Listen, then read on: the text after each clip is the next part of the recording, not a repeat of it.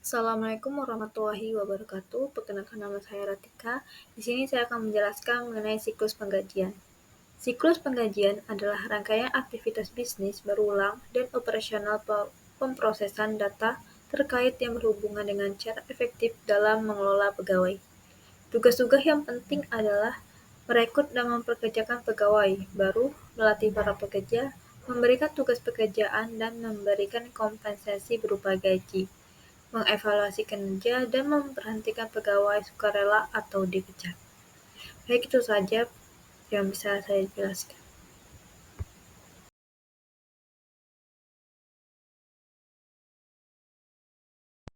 Baik, di sini ada deskripsi naratif untuk flowchart sistem penggajian. Yang pertama itu data kehadiran seluruh karyawan yang sudah berupa rekapan per hari pada akhir periode sudah diperiksa ulang tentang kebenarannya dan siap dijadikan data penggajian. Lalu Departemen HRD menerima data kehadiran yang sudah valid untuk diproses penggajiannya per orang. Kemudian Departemen Departemen HRD atau bagian pajak PPh 21 menghitung atau mengoreksi pajak baik yang gajinya ada kenaikan atau ada perubahan status keluarga atau tambah anak atau ada perubahan dari bujang menjadi kawin dan lain-lain. Selanjutnya Departemen HRD atau bagian payroll setelah menerima revisi perhitungan pajak gaji dari bagian pajak, membuat slip gaji dan daftar gaji seluruh karyawan untuk dikoreksi dan dimintakan tanda tangan manajer HRD. Kemudian Departemen Keuangan menerima daftar gaji dan slip gaji karyawan Departemen HRD untuk dikoreksi secara menyeluruh.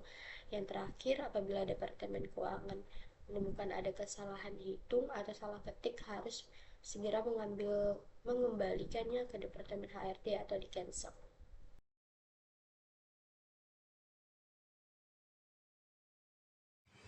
Yang kedua itu ada kartu jam hadir. Dokumen ini digunakan oleh fungsi pencatatan waktu untuk mencatat jam hadir karyawan di perusahaan. Jam hadir karyawan ini dapat berupa daftar hadir biasa, dapat pula berbentuk kartu hadir yang berisi dengan mesin pencatatan waktu. Kartu hadir terdiri dari catatan jam hadir karyawan, dapat berupa jam hadir, biasanya jam lembur yang diisi dengan mesin dan pencatatan waktu. Berikut contoh kartu hadir karyawan. Itu ada nomor, nama, jam biasa, jam lembur, periode, tarif, dan lain-lain. Yang selanjutnya itu ada, yang ketiga itu ada kartu jam kerja. Dokumen ini biasa digunakan untuk mencatat waktu konsumsi oleh tenaga kerja langsung pabrik yang digunakan mengerjakan pesanan tertentu.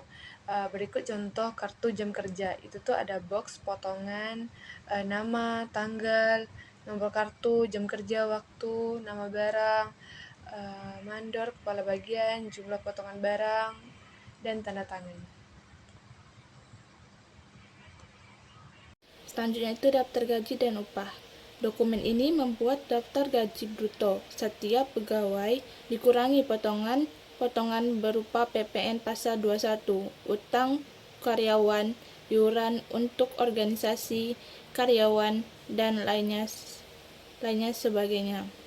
Di sini juga ada daftar gaji bulanan, ada nama karyawan dan nomor induknya.